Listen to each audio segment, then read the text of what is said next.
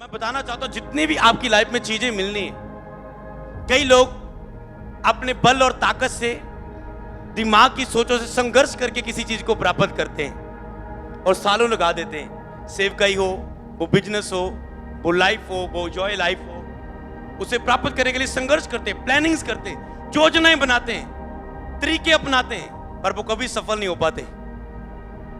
कहते ना, कई लोग बहुत सारी कोशिशें करते हैं पर यहोवा अपने प्रेमियों को यूं ही अच्छी नींद प्रदान करता है। अनुग्रह से जान आराम से उसे नींद आती है। कहीं पर लाखों करोड़ों हैं, उनको नींद नहीं आ रही।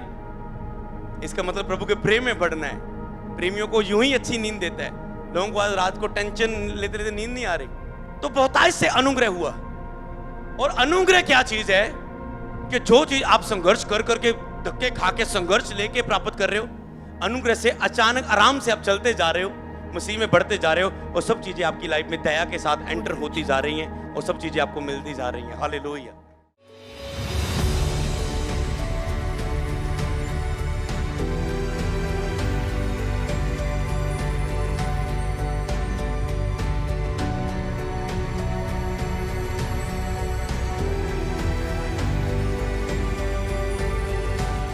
कृपा प्रभु की प्राप्त करना, लक्ष्य की ओर बढ़ना चाहते हो? तिमोथियस 1:14, पहला तिमोथियस। और हमारे प्रभु यीशु का अनुग्रह उस विश्वास और प्रेम के साथ जो मसीह यीशु में बहुतायत से हुआ।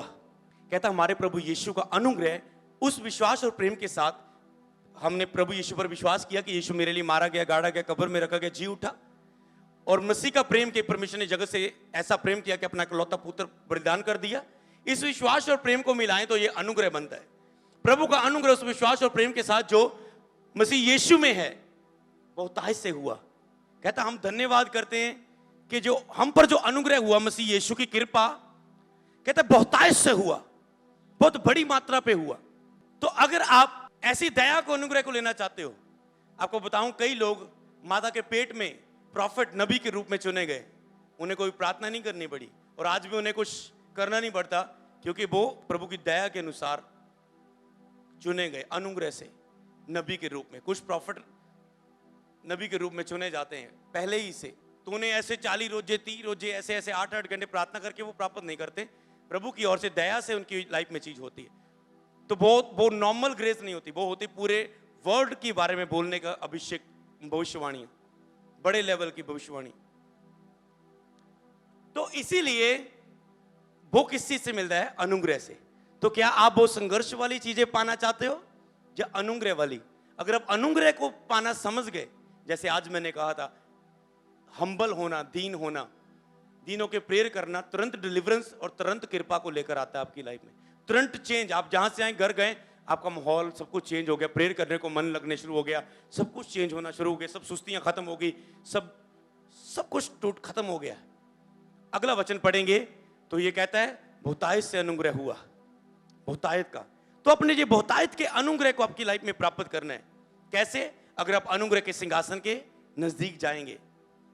अगर आप जाएंगे नहीं उसकी उपस्थिति में, तो कैसे वो अनुग्रह आएगा?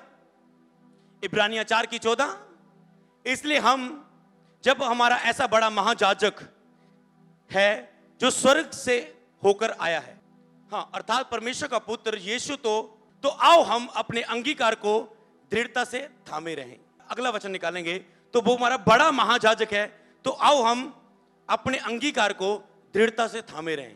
इस वचन को लिखना है, क्योंकि कई वक्त आप अंगीकार करते हो, मेरी प्रेगनेंसी होगी इस बार, मेरा ये वीजा इस बार होगा, मैं इस बार पास होऊंगा, मैं इस बार मेरा टेस्ट क्लियर होगा, इस बार प्रभु आश्चर्य कर्म करेगा।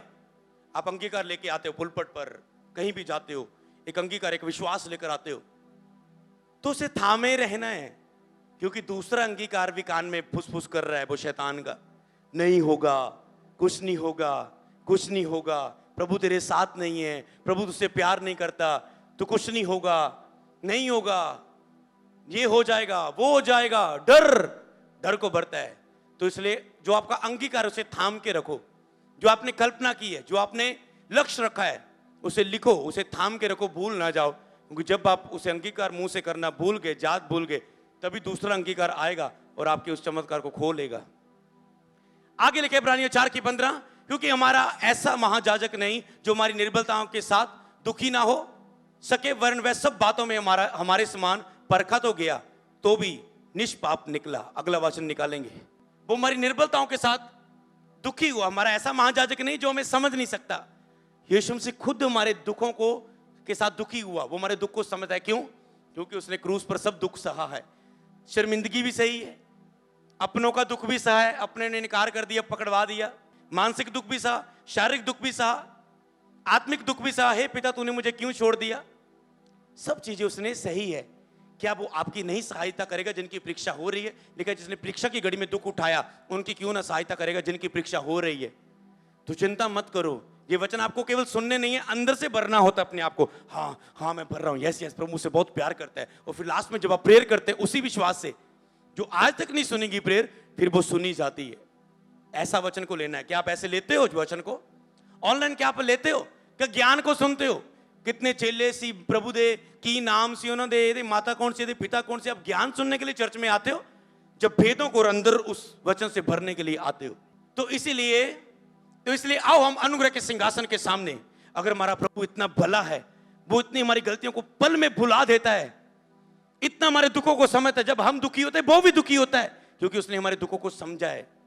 तो इसका मतलब वो आपके दुखों को दूर करने के लिए कितना अलर्ट है, कितना जल्दी तैयार है। केवल आपको उसका साथ देना है, अनुग्रह मांगना है उसका। अब मैं अनुग्रह पर आता। प्रभु क्या वेट कर रहे हैं कि मेरा बच्चा, क्योंकि वो धक्के के साथ किसी की लाइफ में काम नहीं करता, वो कहता है मेरा बच्चा मेरी दया मांगे, अनुग्रह मांगे, कृपा मांगे, तो मैं उसके ऊपर दया करूं। अगर अनुग्रह के सिंहासन के सामने ही नहीं जाएंगे प्रेयर में, तो दया कैसे होगी? इसलिए दया के द्वारा जो गिफ्ट, अनॉइंटिंग पावर आपको मिलेगी, जो संबंध में होके, वो ऐसी होगी जिसमें संघर्ष नहीं होगा, जिसमें इजी होके वो आशीष, वो ब्लेसिंग में आप बढ़ पाओगे। क्या लिखा है इस वचन में? और जो जाति तुझे नहीं जानती और जो तुझसे प्रार्थना नहीं करती, उन्हीं पर अपनी जल जलाहट उंडेल, क्योंकि उन्होंने याकूब को निगल लिया, वरन उसे खाकर अंत कर दिया और उसके निवास स्थान को उजाड़ दिया। हम पहली लाइन के ऊपर ज्यादा ध्यान देंगे। जो जाति तुझे नहीं जानती और जो तुझसे प्रार्थना नहीं करती, उन्हीं पर जल जलाहट उंडेल। जो जाति कहते तुझसे प्रार्थना नहीं करती, उन्हीं पर अपनी जल जलाहट उंडेल। जो लोग प्रभु से प्रार्थना नहीं करते, मतलब अनुग्रह के सिंहासन के आगे नहीं जाते, प्रार्थना नहीं करते, उन्हीं के ऊपर शैतानी जल जलाहट आती है। वही लोग सताए जाते हैं, वही लोग संघर्ष करते हैं। अगला वचन पढ़ेंगे जल्दी। वही लोग अपनी लाइफ में संघर्ष करते हैं जिन लोग जो लाइफ में प्रेयर से हट गए। आपको पता है शैतान लोगों को प्रार्थना से हटा रहा है, लोगों को प्रभु से दूर कर रहा है, ताकि वो अपनी लाइफ में उस बुलाहट को ना प्राप्त कर पाए जिसके लिए प्रभु ने चुना है। और जिसकी लाइफ में जितनी बड़ी बुलाहट है, उसकी लाइफ में हालात, परिस्थितियां उतनी ही ज्यादा होती है। याद रखो, अगर आपकी लाइफ में बहुत प्रेशर है, बहुत गति, बहुत हालात है, बहुत परिस्थितियां हैं, इसका मतलब एक मतलब कह सकते हैं, कई वक्त आपकी कमियों के कारण आती है परीक्षाएं। प्रभु बुरी बातों से परीक्षा नहीं लेता, ये याद रखो। जो अच्छाई में बढ़ने के कारण आती, प्रभु उसकी बात कर रहे हैं। जो आपके गिरने के कारण, प्रेयर में कम होने के कारण आती, वो आपकी गलतियों के कारण आती। यिर्मयाह 16:5, यहोवा ने कहा, जिस घर में रोना पीटना हो उसमें ना जाना, और ना छाती पीटने के लिए कहीं जाना, और ना लोगों के लिए शोक करना, क्योंकि यहोवा की ये वाणी है कि जल्दी अगला वचन निकालना है, मैंने अपनी शांति और करुणा दया इन लोगों पर से उठा ली है। कहते हैं मैंने अपनी शांति, करुणा और दया इन लोगों पर से उठा ली है। वो मैंने बताई अनुग्रह से भरी हुई लाइफ। पहले, उससे पहले कुछ भेद जो आत्मा ने बताए। अनुग्रह से लाइफ कैसे बनेगी? अनुग्रह के सिंहासन के नीचे जाके दया को प्राप्त करो, प्रभु के साथ संबंध प्राप्त करो, और वो दया से आपको ऐसे गिफ्ट दे कि वो आपकी लाइफ में ऐसे बने रहें। उसके वरदान अटल हैं। उसके लिए आपको विश्वास योग्य बनना पड़ेगा, ताकि जब वो आपको दे कि आपको भरोसा कर सके। और ये कहता है मैं उनके ऊपर शांति, करुणा, दया उन पर से हटा लूंगा। अगर आपके ऊपर अनुग्रह उठ खड़ा हुआ, जो पहले मैंने क्षमा करने की बात कर रहा था, मन फिरा लो अपने, दूर हो गए, बहुत मुश्किल हो जाएगा प्रभु के करीब आना। ओके, इस कारण मैं तुमको इस देश से उखाड़ कर ऐसे देश में फेंक दूंगा जिसको ना तो तुम जानते हो और ना तुम्हारे पुरखा जानते हैं। वहां तुम रात दिन दूसरे देवताओं की उपासना करते रहोगे, क्योंकि वहां मैं तुझ पर कुछ अनुग्रह ना करूंगा। प्रभु कहता है मैं ऐसे कब्जे के नीचे तुझ पर छुड़ाऊंगा नहीं तुझे। अगर कोई तुझ पर चढ़ाई करता है, मैं कोई सुरक्षा नहीं दूंगा। दुश्मन तुझे छूना चाहता है, शैतान, मैं कोई नहीं रोकूंगा उसे। अगर तुम प्रार्थना नहीं करोगे मुझसे, मेरे अनुग्रह से दूर हो जाओगे, मेरे अनुग्रह की आत्मा का अपमान करोगे, ठुकराओगे, मेरी आत्मा को शोकित करोगे। क्योंकि वहां पर उनकर मैं कोई अनुग्रह ना करूंगा। एक टाइम ऐसा आ जाता है आपकी लाइफ में, आपकी सेवकाई में, आप पास्टर हो, आप बिलीवर हो, आप चेले हो, कि उसका अनुग्रह आपके ऊपर से उठ जाता है। इसलिए चौकस रहो, हल्के में ना लो परमेश्वर को। वो उठ जाता है इसका मतलब ये नहीं कि वो टोटली आपको शैतान के हाथ में छोड़ देगा। वहां पर उसको मैं कोई अगला वचन निकालेंगे, वहां पर उस पर मैं कोई अनुग्रह ना करूंगा। अगला वचन चलो। एक ऐसा स्थान जहां पर कोई अनुग्रह फिर नहीं होता आपके ऊपर, दया हट जाती है। जब आप गलतियां करते हो, बार बार सुधरते नहीं हो, प्रभु बार बार आपको समझा रहे, आप उठ नहीं रहे। एक दिन मैं ढीला हुआ प्रभु में, सेवकाई में बड़ा एक टाइम मेरे लिए ढीला टाइम आया, और मैं ढीला हो गया, प्रेयर में कम हो गया, चिंताओं में चला गया। और प्रभु ने कहा, अमृत अगर तू नहीं उठेगा इस नमा शहर में तो मैं किसी और को खड़ा कर दूंगा। मुझे सीधा ही आवाज आई, किसी और को खड़ा कर दूंगा। मैंने कहा नहीं प्रभु, मैं विश्वासघात ना निकलूं, मैं अविश्वास के योग्य ना निकलूं, मैं अयोग्य ना गिना जाऊं। प्रभु नहीं, मुझे मौका दे। मैंने क्या कहा, एक प्रार्थना जो आपको मैं आज सिखा रहा हूं, प्रभु प्लीज प्लीज, प्रभु तू दयालु परमेश्वर, प्लीज मुझ पे दया कर। अगले दिन फिर प्लीज, मुझ प्रेयर तो नहीं हो रही लंबी, प्लीज मुझ पे दया कर परमेश्वर। अगले दिन चलते फिरते टूटे हृदय के साथ, मन टूटा हुआ है, प्लीज प्रभु दया कर, प्रभु दया कर, प्रभु दया कर, प्रभु दया कर। चलते फिरते कुछ वीडियो देखते, प्रचार देखते, बाइबल पढ़ते, जितना भी पढ़ होता है, जितनी प्रेयर होती, बस एक ही शब्द निकलता है, प्रभु दया कर उठने में, मुझ पे दया कर उठने में। सिर्फ एक ही शब्द, जब आप उसकी दया से दूर हो चुके हो, एक ही हल्का सा शब्द डेली बोलना है बस, प्रभु कृपया मुझे उठाइए, कृपया मुझे पवित्रताई में प्रेयर में उठाइए, कृपया प्रभु मुझ पे दया करे। और वो दया का सागर है, सागर, नदी नहीं है, एक पाइपलाइन नहीं है, वो दया का सागर है, बड़ा सागर दया का। क्या है वचन अगला? ये ऐसा टाइम आ जाता है कि आपके पास प्रभु का दिया हुआ वो बच्चा रहेगा, वो बिजनेस रहेगा, वो चर्च में दिए हुए लोग रहेंगे, वो वरदान जो आप इस्तेमाल कर रहे हो वो रहेगा, वो अन्य भाषा रहेगी, सब कुछ रहेगा, गवाहियां भी बनती रहेंगी, आती रहेंगी चर्च में, सब कुछ होएगा। पर प्रभु अपनी उपस्थिति को आपसे वापस ले लेते हैं, अपनी हजूरी को आपसे वापस ले लेते हो, वो अनुग्रह दया करने वाला हाथ आपसे ले लेते हो। आप आनंद नहीं ले पाते हो हर चीज का। आपके पास 10,000 की भी गुड न्यूज आएगी, आप आनंद नहीं ले पाएंगे। कुछ भी आपके पास आया उसका आनंद नहीं ले पाएंगे। खुशी आपके पास नहीं होगी, शांति आपके पास नहीं होगी, डर आपकी लाइफ में होगा, प्रेम से आप नहीं भरे होगे। वो शांति, वो आनंद, वो relax, spiritual relax, mentally relax, वो आपकी लाइफ में नहीं होगा। प्रभु की वो उपस्थिति, वो प्रेम देने वाली, वो प्यार देने वाली, वो उपस्थिति प्रभु वापस ले लेता है। इस वचन में पढ़ेंगे इस बात को, वह मेरे समीप ना आए। ओके, प्रभु कहता है तू मेरे अनुग्रह से दूर हो रहा है, मैंने तुझे वार्निंग दी, नहीं उठे, ओके बाय, तू योग्य गिना गया। अब मैं शाऊल की जगह दाऊद को चुनता हूं। कितने बात समझे? शाऊल तूने मेरी बात को ना माना, अब मैं दाऊद को चुनता हूं जो तुझसे अच्छा है, जो मेरे मन के अनुसार मुझे मिल गया। जा तो आप प्रभु के मन के अनुसार बदल जाओ, दोबारा सही हो जाओ, प्रभु के मन के अनुसार हो जाओ, नहीं तो आप योग्य गिने जाओगे। फिर तब तक जब तक आप अनुग्रह को मांगते नहीं हो। प्रभु जब आप दूर भी हो जाते हो पाप से गिर के, पता प्रभु आपका इंतजार करता है, कब जे घमंड से बाहर आएगा। कब मैंने कई लोग देखा, मैंने चर्च से निकल गया, मैं ये बन गया, मैं वो बन गया, मैं ये बन गया, वो बन गया। बाद में उनकी अकल ठिकाने आती है, प्रभु के बिना हम कुछ भी नहीं है, प्रभु के बिना हम कुछ भी नहीं है। तो इसीलिए कहता मैं अपना अनुग्रह उठा लूंगा, अपनी उपस्थिति उठा लूंगा। तो इसीलिए आपको समझना है परमेश्वर के बिना आप कुछ भी नहीं है। आप अच्छा तब करते ही नहीं हो, शरीर में जाके आपकी लाइफ ऐसी बन जाती है, आपको लगता है मैं सही हूं बस। और प्रभु इंतजार करते हैं, है तो मेरा चुना हुआ है ना, मैंने इसके लिए जान दी है ना, अगर इसे मैंने चुना है, शुभ काम आरंभ किया तो स्वर्ग ले जाने का मैं पूरा भी करूंगा। कब जे मेरा बेटा लौट आएगा, आजा घर लौट आ बेटे, आजा घर लौट आ। वो इंतजार कर रहे हैं आप टूटे आपका मन, जैसे आज मैंने कहा तोड़ दो अपने मन को, प्रभु तेरे बिना कुछ नहीं हूं। टूटे, आप घमंड से बाहर आए, मैं से बाहर आए, और अब कहें प्रभु तेरे बिना कुछ भी नहीं हूं, मुझ पे दया कर फिर से उठने की। और वो तो तैयार है पल भर के लिए आपको खड़ा करने के लिए। हालेलुया। वो बाप का पुत्र, बाप तो इंतजार कर रहा था, मेरा बच्चा खो गया था, बच्चा कहता था अब तो नौकर बन के रहूंगा, बाप तो इंतजार कर रहा था उस बच्चे का कि वो आएगा, मैं उसे फिर से उसी स्थान पर खड़ा करूं। कहता वह मेरे समीप ना आए और ना यहिजकेल उसकी 44 की 13, वह मेरे समीप ना आए और ना मेरे लिए जाजक का काम करे। ना कहता मेरे कोल आए, ना हो मेरे लिए जाजक का काम करन, सेवा का काम करन, वह और ना मेरी किसी पवित्र वस्तु जहां परम पवित्र वस्तु को छूने पाए। वे अपनी लज्जा का और जो गणित काम उन्होंने किए उनका भी भार उठाए। अगली बात लिखेंगे, देखेंगे। कहता है वह मेरे समीप ना आए, मेरे को नहीं आने चाहिए। लगे रहो अपने जेड़े काम दिते तुहानू, ये गिफ्ट आ, ये चीज़ां है, वरदान है, ड्यूटियां तुहाडियां, मैं वापस नहीं लवांगा क्योंकि मैं अपने वरदान दे के वापस नहीं लेंदा। ठीक है, कहता मैं तुझे इन चीजों पर तो रहूंगा, मेरे कोल ना आना, ड्यूटियों पर रहना, तो भी मैं उन्हें भवन पर की सौंपी हुई वस्तुओं का रक्षक ठहराऊंगा कि उनमें वह सेवा का काम करें, जितना काम है वो करें, और जो कुछ उसमें है उसके करने वाले वह ही होंगे। ओके, अगला वचन निकालना है। कहते तो भी भवन पर की सब वस्तुओं पर मैं उन्हें अधिकारी ठहराऊंगा।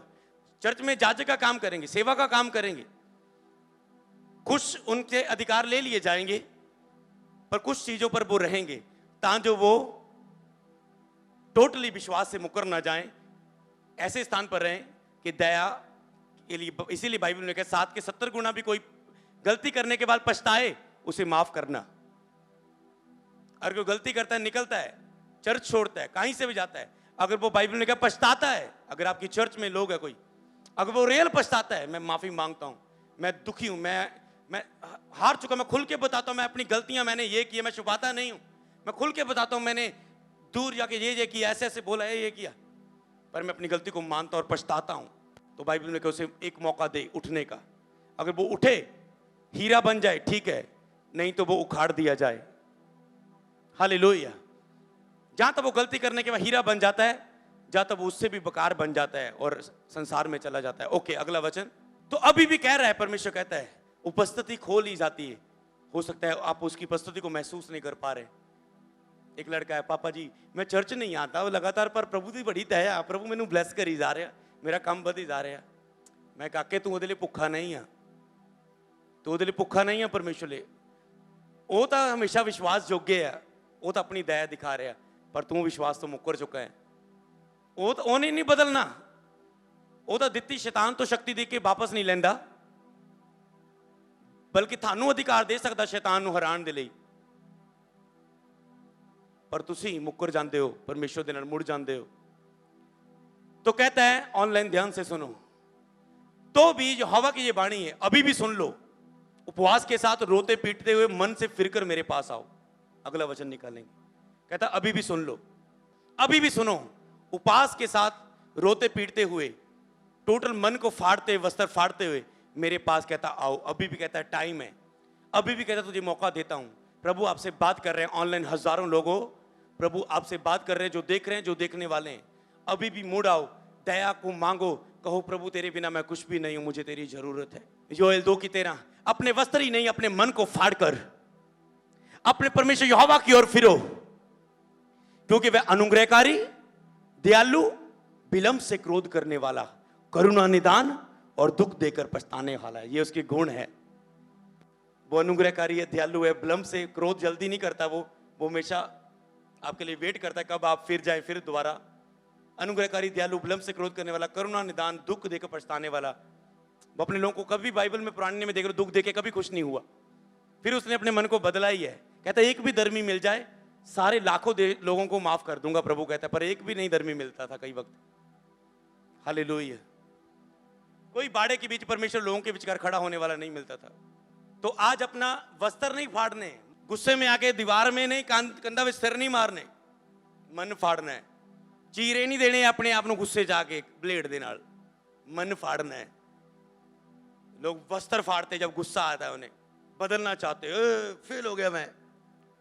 कहता मन फाड़, अगर फेल हो गया, मन फाड़, अगर तेरी टेस्टमनी फिर नहीं बढ़नी, मन फाड़ अपना, उपवास रख। कहता है कुछ फैसले लो उठने के लिए। कहता है अगले वचन में क्या लिखा है, क्या जाने कि वह फिर कर पछताए और ऐसी आशीष दे जिससे तुम्हारा परमेश्वर यहोवा को अन्न बलि और अर्घ दिया जाए।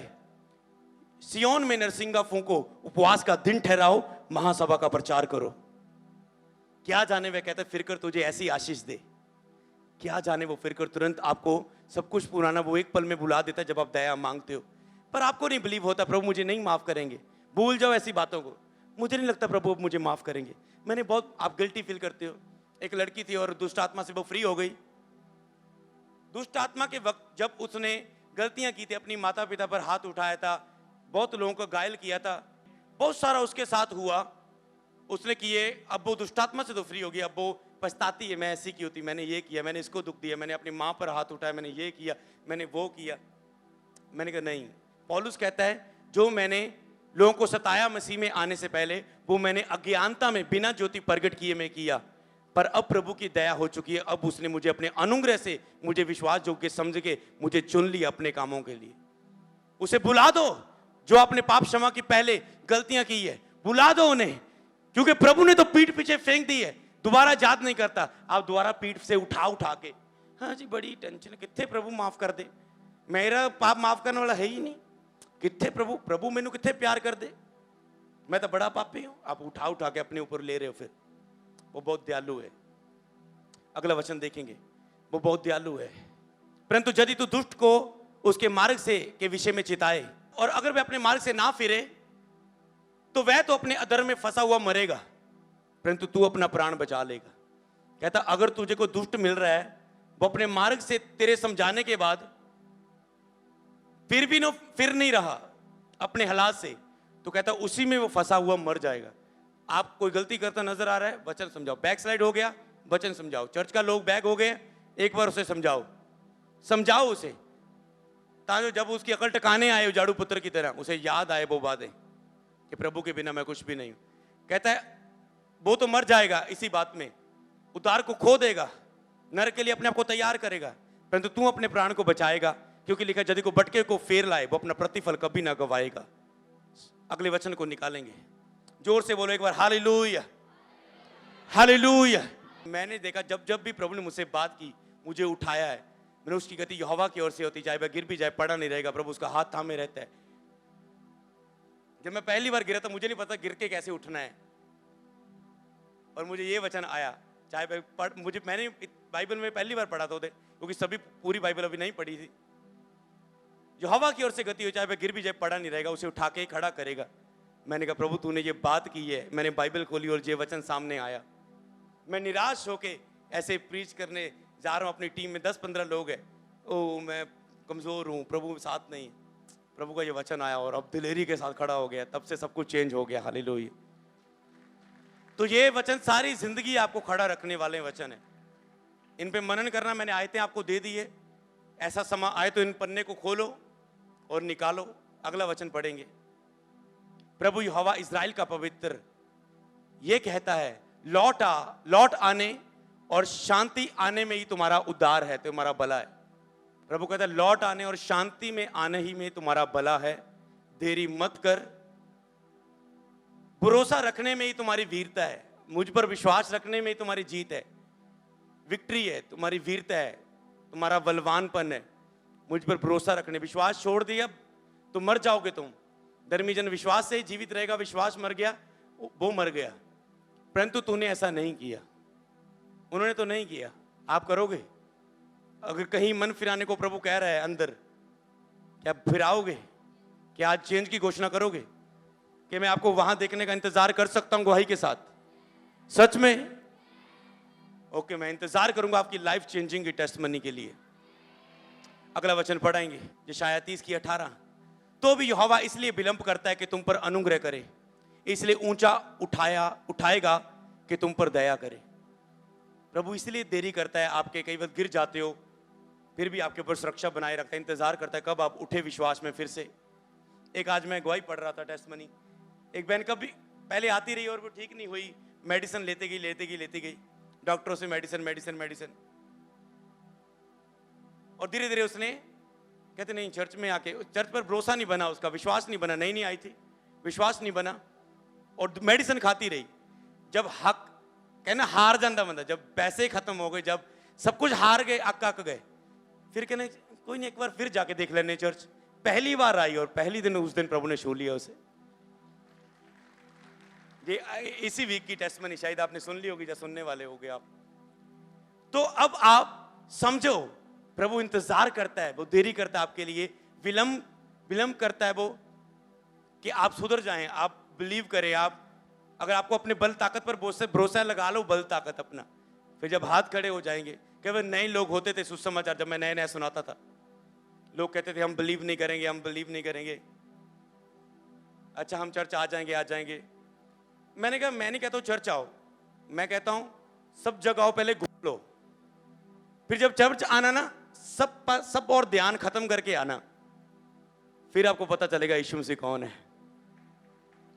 मैंने कहा अभी नहीं, पहले और घूमना घूम लो, क्योंकि चर्च में आना जो लास्ट बस स्टॉप है, लास्ट है, फिर नहीं सोचना कि ये, पहले पूरा घूम लो, देख लो और कुछ करना है देख लो, फिर प्रेयर में रखेंगे, अगर प्रभु आवाज दे तब आ जाना, पर फिर ये सोचना मेरा लास्ट बस स्टॉप है, अब मैंने कहीं नहीं जाना, चाहे 6 महीने वेट करना पड़े, चाहे साल, चाहे 1.5 साल, क्योंकि अगर प्रभु ने इनकी लाइफ में किया वो मेरे में भी करेगा। अगर लेट हुआ तो ग्रेट होगा यीशु नाम में। तो इसलिए विलंब करता है कि वह आप पर अनुग्रह करे, ऊंचा उठाएगा कि तुम पर दया करे, क्योंकि जो हवा न्यायी है, अन्यायी, क्योंकि जो हवा न्यायी परमेश्वर है, कि क्या ही धन्य है वह जो उस पर आशा लगाए रखते हैं। कौन आशा लगाए रखे है कि मेरा टाइम आने वाला है? कौन आशा लगाए रखे कि आज मेरा दिन है? आशा लगाए रखते हैं। हालेलुया। आगे बढ़ेंगे वचन। केवल अपना ये कहता है एक काम कर, बस अब करना क्या, अब आप समझ चुके हो कि ये हवा मुझे फिरने के लिए बोल रहा है, मन फिराने के लिए, चेंज करने के लिए अपनी लाइफ में। आपको मैं बताऊं, आपको लगता होगा मुझे सिर्फ 1-2 चेंज करने की जरूरत है। अभी अगर मैं होली स्पिरिट की मीटिंग रखूं और 3 दिन की मीटिंग रखूं पवित्र आत्मा से भरने के लिए उपवासों के साथ, आपकी वो गलतियां, मेरे क्या आपको 2-3 दिख रही हैं, वो 30, 25, 30 आपके सामने लिस्ट बन जाएगी, जो आपको अभी नहीं दिख रही। जब आप पवित्र स्थान में जब एनकाउंटर प्राप्त करेंगे, जिस तरह यशायाह ने उसको देखा, तब आपको पता चलेगा। इसलिए मैं कहता हूं बहुत कुछ है जो आपको चेंज करने की अभी जरूरत है। अपने आप में बैठो, अपनी कॉपी लो, पेन लो और अपने आप से बातें करो, लिखो, प्रभु मुझे कहां चेंज करने को बोलते हैं। मैं बहुत ज्यादा सोता हूं, आज से मैं इतने घंटे सोऊंगा। मैं बहुत ज्यादा फोन यूज करता हूं, आज से मैं इतने से ज्यादा फोन नहीं यूज करूंगा। मैं बहुत ज्यादा खाता हूं, आज के बाद ये मैं उपवास रखूंगा। ये चेंज करने की जरूरत है। मैं बोने में वफादार नहीं हूं, आज के बाद दशवांश रेगुलर बोऊंगा। मैं अपना चर्च का ताइथ बोने में वफादार नहीं, मेरा बनता ज्यादा है, मैं कम बोता हूं, आज से मैं वफादार रहूंगा। मैं कई बार गलत अंगीकार करता हूं, आज से मैं नहीं करूंगा।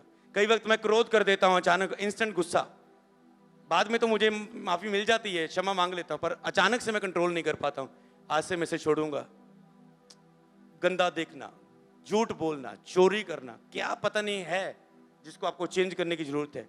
छोटी बातें, बड़ी बातें जिसको आपको चेंज करने की जरूरत है। हालेलुया। वचन को पढ़ेंगे। केवल अपना, कहता है बस इतना कर, केवल अपना धर्म मान ले कि तू परमेश्वर यहोवा से फिर गई है, और सब हरे पेड़ों के तले इधर उधर दूसरों के पास गई और मेरी बातों को नहीं माना, यहोवा की ये वाणी है। कहता केवल ये इतना कर कि अपना अधर्म को मान ले, मैं अपने परमेश्वर यहोवा से फिर गई हूं। केवल इतना मानना होता है बस। ये सारी जिंदगी काम आएंगे वचन, कलीसिया को देने हैं। केवल इतना मान ले कि मैं अपने परमेश्वर यहोवा से फिर गया हूं, फिर गई हूं, मैं अपने परमेश्वर से दूर हो गया हूं। उजाड़ू पुत्र की तरह वो अपने अंदर मन को फाड़ और अपने अंदर विश्वास कर और पूरा हम्बल होके परमेश्वर के सामने, अगला वचन निकालेंगे, पूरा हम्बल होके परमेश्वर के सामने गिड़गिड़ा दो और प्रभु के साथ उस दया को मांगो। केवल इतना ही मानना कि प्रभु मैं तुझसे फिर गई और मैं लौट आना चाहता हूं। यिर्मयाह 3:14, हे भटकने वाले बच्चों लौट आओ, क्योंकि मैं तुम्हारा स्वामी हूं, यहोवा की ये वाणी है। कहता है हे भटकने वाले बच्चों लौट आओ। वो आपको बच्चे बोल रहा है, समझ रहे हो कितना प्यार करता है वो आपसे। हे भटकने वाले बच्चों लौट आओ, क्योंकि मैं तुम्हारा स्वामी हूं। आप कहते हैं मैंने केड़ा कोई पाप किया? प्रार्थना ना करना एक पाप है, क्योंकि प्रभु ने कहा प्रार्थना करो, आज्ञा तोड़ी है ना, जो करो को किया आप नहीं कर रहे हो। मैं तुम्हारा स्वामी हूं, यहोवा की ये वाणी है, तुम्हारे प्रत्येक नगर के एक, प्रत्येक कुल से 2 को लेकर मैं सिय्योन में पहुंचा दूंगा। वो आपको पहुंचाना चाहता है आपकी उस ब्लेसिंग की ओर जिसके लिए उसने आपको चुना है। चाहे आप मार्ग में आपने जोश के साथ अपनी बुलाहट शुरू की, मैं प्रभु ये करूंगा, वो करूंगा, ऐसी सेवकाई करूंगा, वैसे करूंगा, और अचानक से आके आप अपनी बुलाहट से फिर गए, मैं सुसमाचार सुनाऊंगी, ये करूंगी। अचानक से आज का प्रेम प्रभु के साथ ठंडा पड़ चुका है, पर वो बुलाहट कभी खत्म नहीं होती, वो आपके अंदर है। जब आप पश्चाताप करोगे, उठोगे, प्रभु फिर उसमें पटरी में आपको चलाएगा और आप मंजिल पर पहुंचोगे यीशु नाम में। हालेलुया। अब वो क्या करता है, पहले तो अपना मन फिराना है। वो कहता है मैं तो तुझे गले लगा के फिर से तुझे खड़ा करने के लिए तैयार हूं। उसी बुलाहट में तेरा विजन खत्म नहीं हुआ, केवल तेरे साथ मेरी दूरी हुई है, रिश्ता कम हुआ है, दर्शन वही है, दर्शन कभी मिटता नहीं है। बस ये कर, कहता है 33:3, मुझसे प्रार्थना कर, मैं तेरी सुनकर तुझे बड़ी बड़ी कठिन बातें बताऊंगा जिन्हें तू अभी नहीं समझता। बस प्रार्थना करना शुरू करो, सिंपल, थोड़े से शुरू करो। वो आपको इतनी बड़ी बड़ी और कठिन बातें बताएगा जिन्हें आज आप नहीं समझ पा रहे, क्योंकि आप पाप में हो, शरीर में हो, आंखें बंद होगी, अंधी होगी, व्यभिचार में आपकी आंखें अंधी कर देगी, सही भी आप गलत भी आपको सही लग रहा है। कहता है ऐसी कठिन बातें बताऊंगा जिन्हें तो अब नहीं जानता। वो कठिन बातें आपकी ब्लेसिंग की हो सकती है, आपकी ब्लेस्ड मैरिज लाइफ की हो सकती है, आपका ब्लेस्ड बेबी मिलने की हो सकती है, आपका अच्छे बिजनेस की हो सकती है, आपकी अच्छी सेवकाई की हो सकती है, आपकी सामर्थ्य वरदान प्राप्त करने की हो सकती है। वो कोई भी आपका प्रेयर पॉइंट क्यों ना हो, वो बड़ी बड़ी कठिन बातें वो हो सकती है। अगला वचन निकालेंगे, वो बड़ी बड़ी और कठिन बातें। हिजकिय्याह 36:25, मैं तुम पर शुद्ध जल छिड़कूंगा। अब क्या करेगा वो, बड़ी बड़ी कठिन बातें बताऊंगा तो मैं बताता हूं, कहता मुझसे प्रार्थना कर। इसके बीच में एक और वचन डालना चाहूंगा जो पवित्र आत्मा भी कहता है। आप कहते हैं अच्छा, तू कहता है प्रभु मुझसे प्रार्थना कर, मैं सब कुछ बदल दूंगा।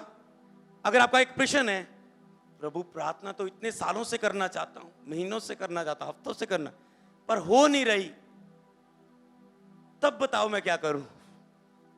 हो ही नहीं रही प्रभु, नींद आ रही है, सुस्ती आ रही है, लगता है 5 घंटे बैठा हूं, पर आत्मा में लगता है खाली टाइम वेस्ट किया है।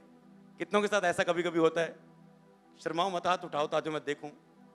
होता है, बैठे तो 5 घंटे थे, आत्मा का स्पर्श कुछ नहीं है, आत्मा में लगता नहीं है कुछ आया है।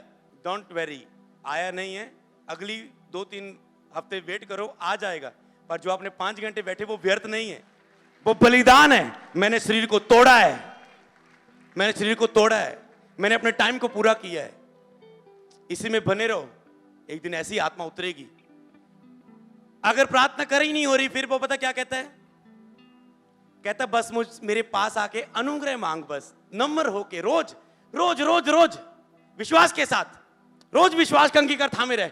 मेरी प्रार्थना शुरू होने जा रही है, आज से मैं बहुत प्रार्थना में बढ़ने जा रहा हूं, आज से मेरे अंदर बहुत पावर बढ़ने जा रही है, मेरे अंदर से ऐसे मसा बहने जा रहा है, मेरी सारी गवाहियां बनने जा रही है, मेरी चिंगाई की रिपोर्ट जो भी अंगीकार करो होने जा रहा है। प्रभु मुझ पे दया कर कि मुझ पे अनुग्रह करने वाली, कहते हैं मैं तुम पर अनुग्रह करने वाली और प्रार्थना सिखाने वाली आत्मा उंडेल दूंगा। वो अपने अनुग्रह से अनुग्रह करने वाली और प्रार्थना सिखाने वाली आत्मा पर उंडेल देगा। अनुग्रह करने वाली आत्मा, आपको पता है होली स्पिरिट, पवित्र करने वाला आत्मा, क्षमा करने वाला, अनुग्रह करने वाला आत्मा कहता है। और प्रार्थना सिखाने वाली आत्मा, एक आत्मा है अनुग्रह करने वाला, वो अनुग्रह करता है आपके ऊपर। एक प्रार्थना सिखाने वाला आत्मा तुम पर उंडेल दूंगा कि आप प्रार्थना करना सीख जाओगे। वो होली स्पिरिट आपकी हेल्प करेगा। केवल जो प्रार्थना नहीं कर पा रहे हो, इजी है, हे प्रभु प्लीज मुझ पे मदद कर, मैं बहुत करना चाहता हूं, तू तो जानता है ना मैं करना चाहता हूं, मुझ पे मदद कर, सो जाओ, बस होगी प्रार्थना। अगले दिन फिर उठो, प्रभु मुझ पे दया कर, चलते फिरते प्रभु मेरा मन तेरे लिए उदास है, प्रभु कब होगा, प्रभु प्लीज कर, अब अनुग्रह कर, दया कर, बस चलते फिरते करते रहो। आपको पता नहीं लगेगा कब ये वचन आपकी लाइफ में आ जाएगा जो मैं पढ़ने जा रहा हूं। क्या होगा फिर? हिजकिय्याह 36:25, मैं तुम पर शुद्ध जल छिड़कूंगा। जब अनुग्रह आएगा क्या करेगा? जो आपके ऊपर अशुद्ध धूड़ होगी, शारीरिकता होगी, वो शुद्ध जल आपके ऊपर छिड़केगा और तुम शुद्ध हो जाओगे। और मैं तुमको तुम्हारी सारी अशुद्धता और मूर्तों से शुद्ध करूंगा जिनसे तू भागकर आया है, फिर के आया फिर से मेरे पास। मैं सारी अशुद्धता से, सारी मूर्तों से तुझे शुद्ध करूंगा। अगर वचन शूर है तो आत्मा में हिल हिल के बोलो, मैं तुम पर शुद्ध जल छिड़कूंगा, मैं तुम शुद्ध हो जाओगे, मैं तुमको सारी अशुद्धता और मूर्तों से शुद्ध करूंगा, मैं तुमको नया मन दूंगा, मैं तुम्हारे भीतर नई आत्मा उत्पन्न करूंगा।